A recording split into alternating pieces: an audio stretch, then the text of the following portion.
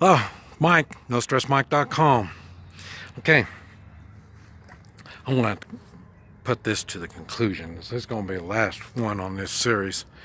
But the reason I'm talking about all this is, like I say, I leave the country a lot. The reason I leave the country is I don't put up with the crap that you all put up with. I've even had to move to a ranch out in the country in Oklahoma to get away because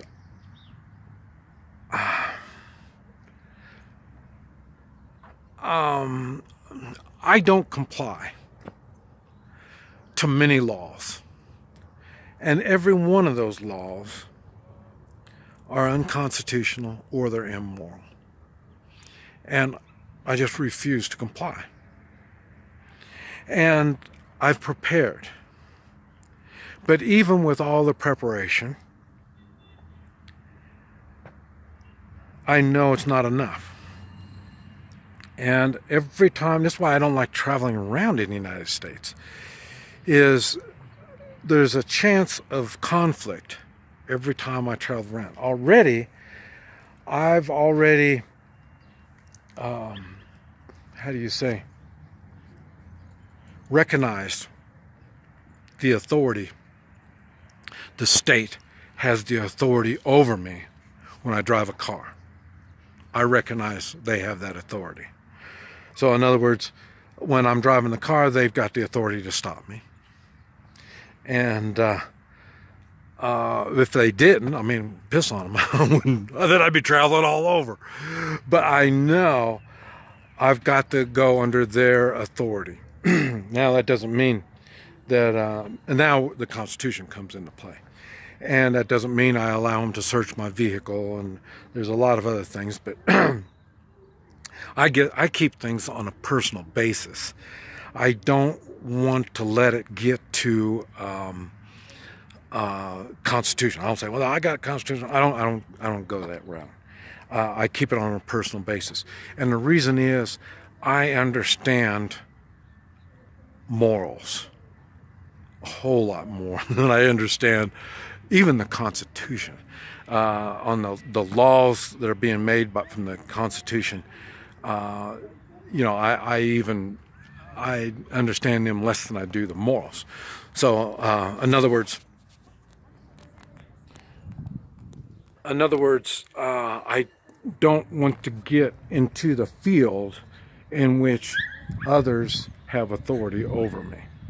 Now, like I say, when I was in the airports and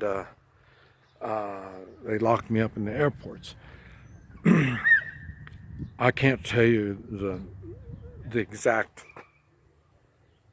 details on my plans, but even at that, I knew they had the authority because I was at the airport. So, and there's only so much I can do, and I would go along with that to a certain degree. And then that certain degree is where I draw the line.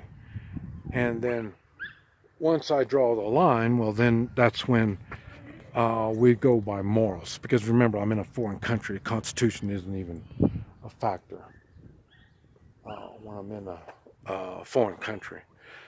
So I have to just solely go on morals. And when I'm on morals, now we're back to what I said at the beginning. Being moral doesn't necessarily mean you're going to stay alive. You can still die. I personally will die with morals. Then that's law enforcement. And I will not give up my morals, because once you give up your morals, then you give up on we the people, and then you give up on your Constitution. And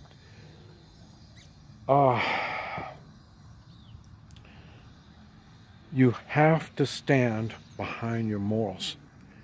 And it's not always just talk. You have to be prepared to die for your morals. Then I know I'm saying this, and most people won't. I know that.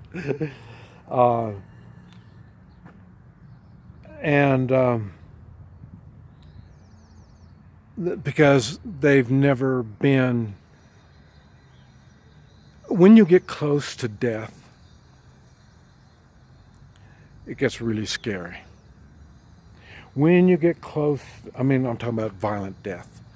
When you're getting close to violent death, you have to kick in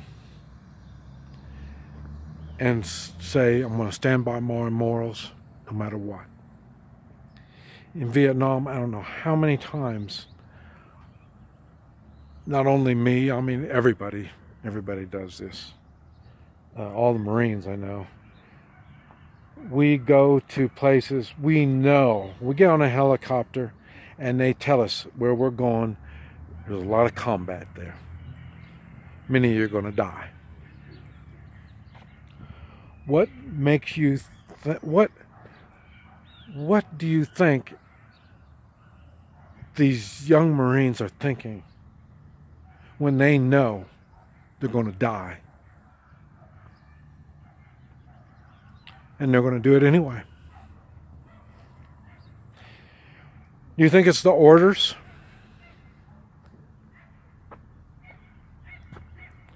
I'd like to say, well, it's because we gave an oath to the American people in the Constitution. I'd like to say that.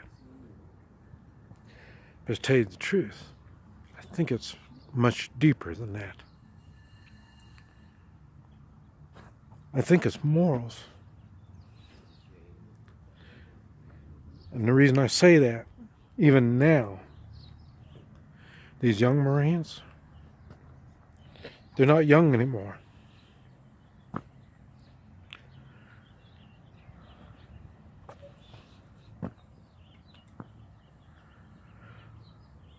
But we still stand behind our morals.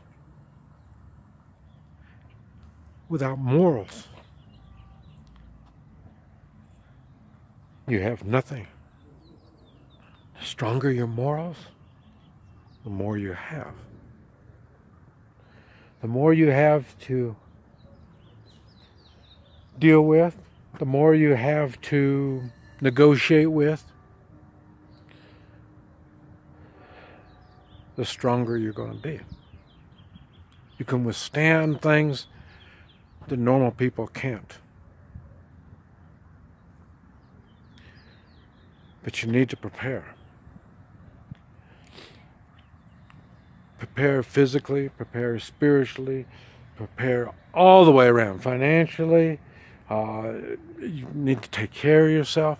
There's so many things you need to do if you want to be morally strong and prepared.